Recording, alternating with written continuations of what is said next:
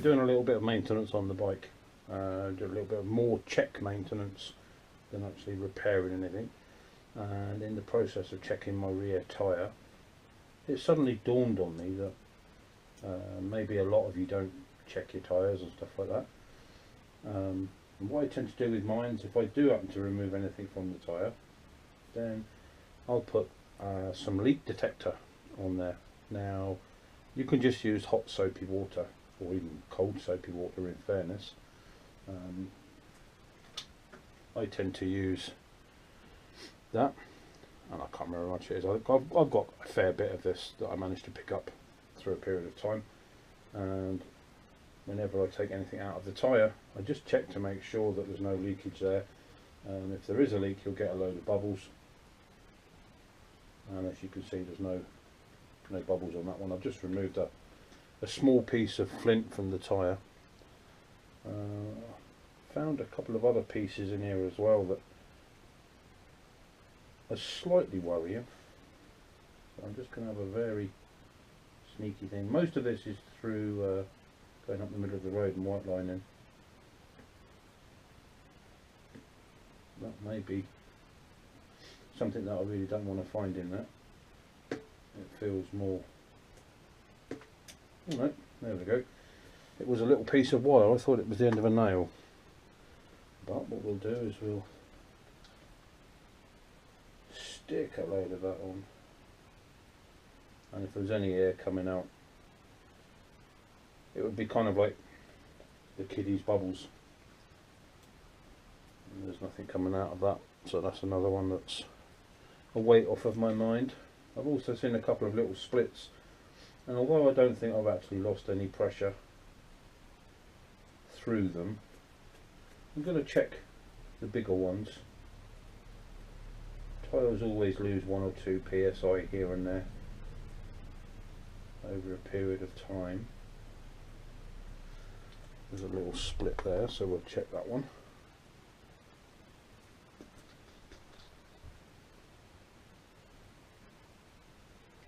That's fine as well.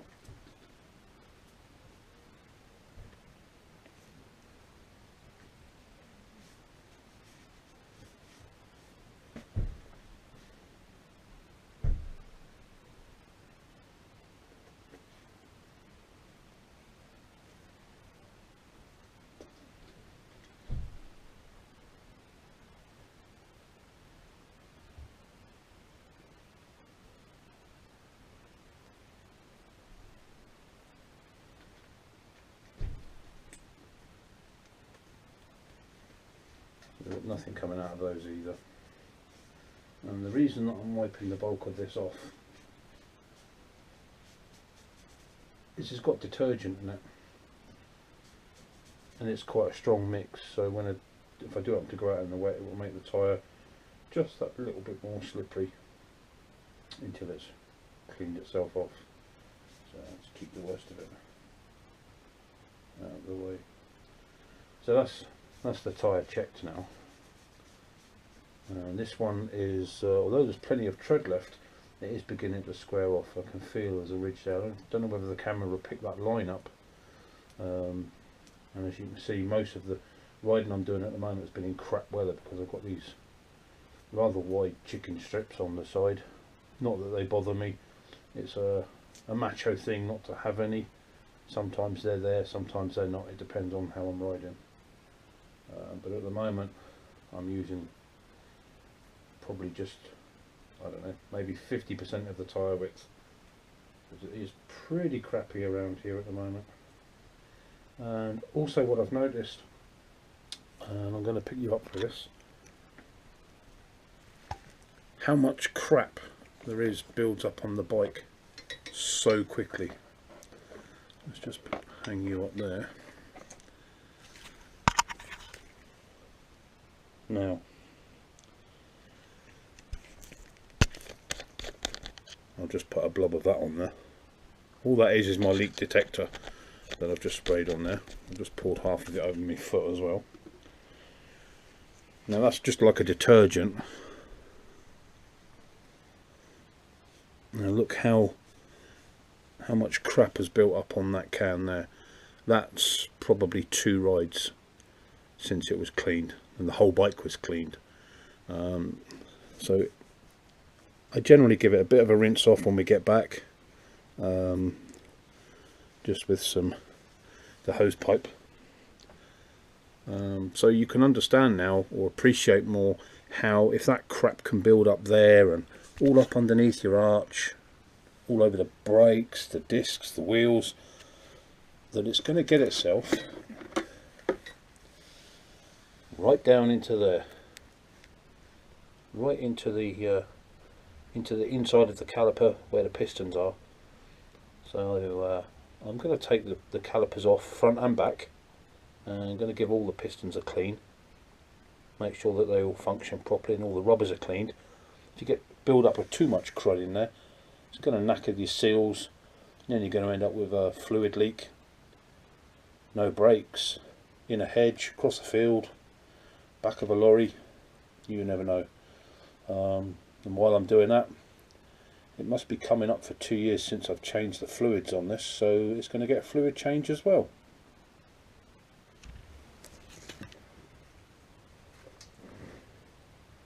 Okay, so we take the bolts out to remove the caliper, and a little tip for you: if you're actually going to change your pads as well, always undo the retainers. Sorry, didn't mean that one, I meant that one. If you've got retaining pins that are bolted through or Allen bolted through, just break them off, break the seal while it's in situ. Makes it a damn sight easier than struggling with it off the bike.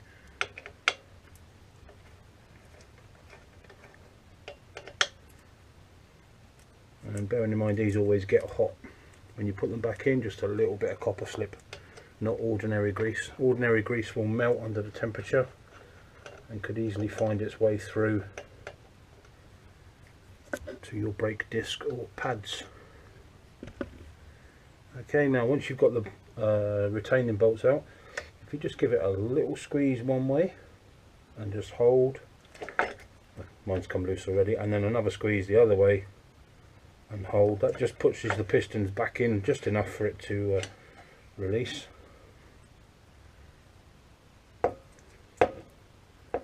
And everything there looks nice and hunky. Now if you were working on this, maybe taking the wheel out, a little tip would be a bungee through there. Just bungee it up so that it's not hanging down on its own weight. For a few minutes it won't do any harm at all, but if you left it there for any period of time, then you start to put extra wear on the banjo fittings where they fit to the actual rubber hose. So they all look fairly good actually, and it's surprising how clean they are. But I think what I'm going to do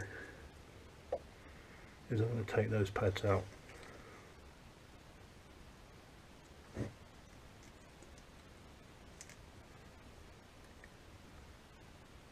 Some kind of a foreign object in there, but once the pads are out I'll be able to remove the foreign object and see what it is. It looks like it's a piece of stone.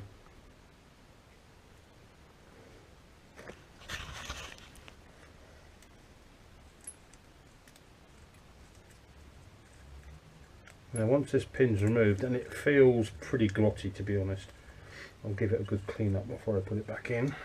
Hold the retaining pin, sorry, clip. It must be nearly out.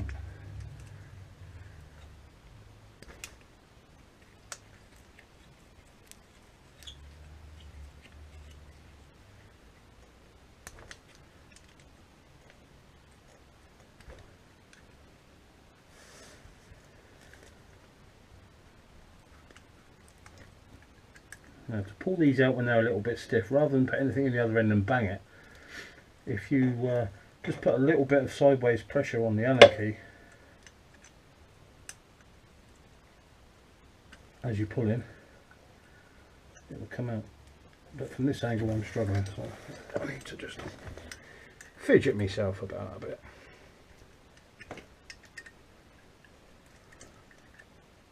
Come on, you bugger.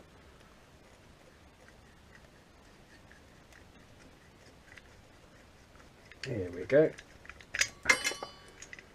That's surprisingly dry now. That went back in, that's probably been 6 months since that's been out, and that did have only a very small amount, but it did have some copper slip on it. That's surprising how badly that's corroded in there.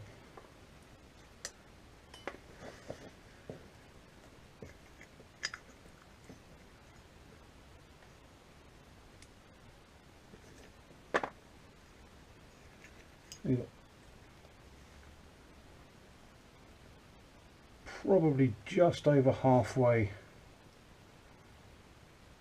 left on the thickness of the pads, but I'll give the pads a clean up before I put those back in as well.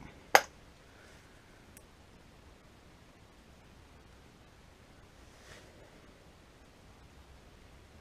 pretty crappy in there, so we'll get in there and start giving that a clean.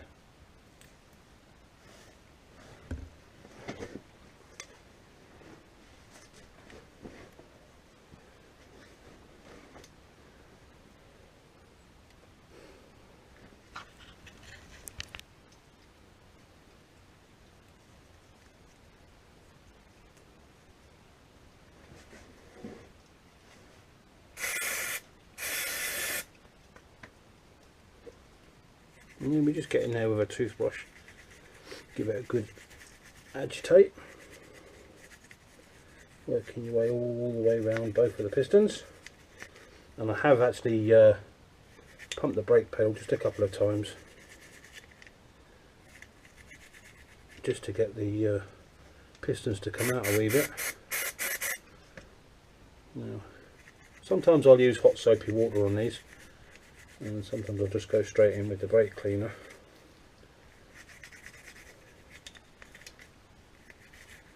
And today it's been straight in with the brake cleaner because they've not been mega nasty in there.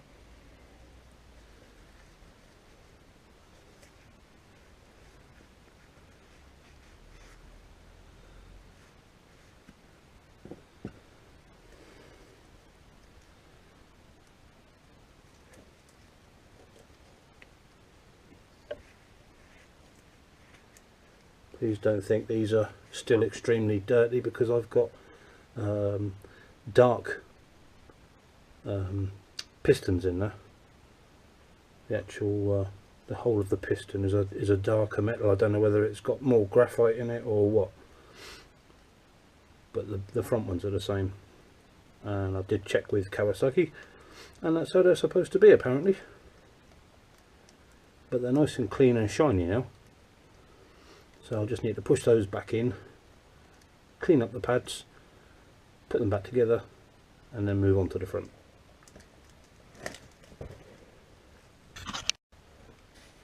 Well, apologies for that.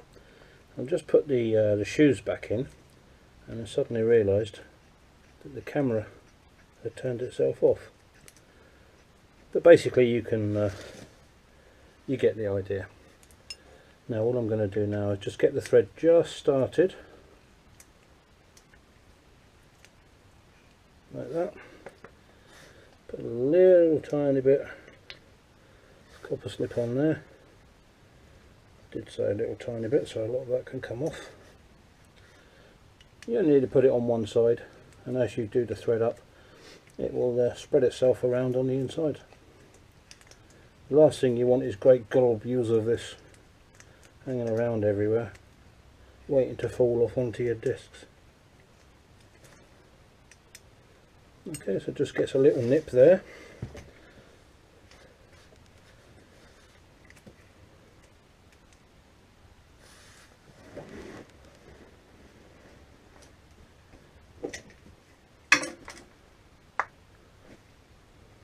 Always do yourself a favour and put your lid back on your copper slip, because it's the first thing you're going to kneel on when you start to move around. And those of you that have used it before will know the bloody mess it makes. So, caliper back up into position. And I just realised I've not put any copper slip on those bolts. So we'll use one just to hold it for a second.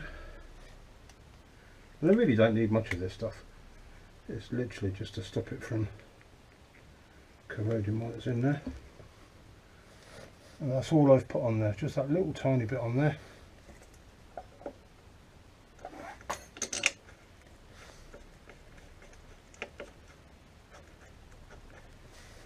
Take this one back out.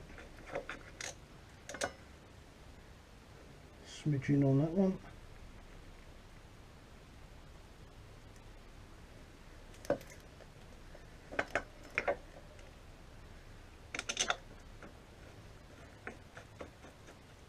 Now that little bit does two things. A, it helps you assemble because it will act as a lubricant there. Makes it easier to wind the bolts in. B, it will stop any further corrosion between the two metals. That'd be the wrong one for there. That'd be the one I want. Now, I'll say this now while I think of it. When you take your pads out and move your pistons around in the caliper, that's just nipped, make sure you press on the brake pedal all the way down at least twice before you even take the bike off the stand. That will make sure that the pistons are back out, take any slack up in the system. Otherwise the first time you go to apply your brakes when you're out on the road, nothing will happen and you'll be up that arse of the car up in front. So they're only nipped. There is a torque setting. I need to go and check what mine is because I've forgotten, and then I'll put my little socket on there with my 6mm and torque those up to the correct setting. But that's it, it's in, nothing's binding. So for me this is a tad awkward now.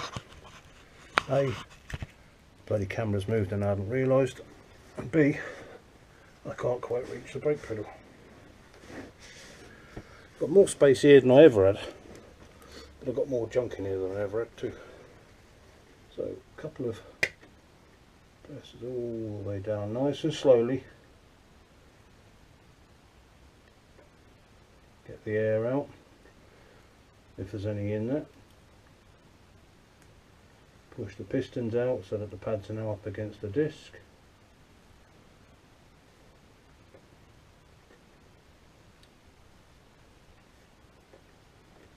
Well, actually feels like there could be some air in there. Good job I was going to change the fluid.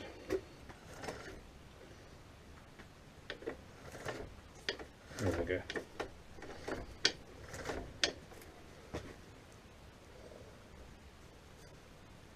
That's the back done apart from the torque setting.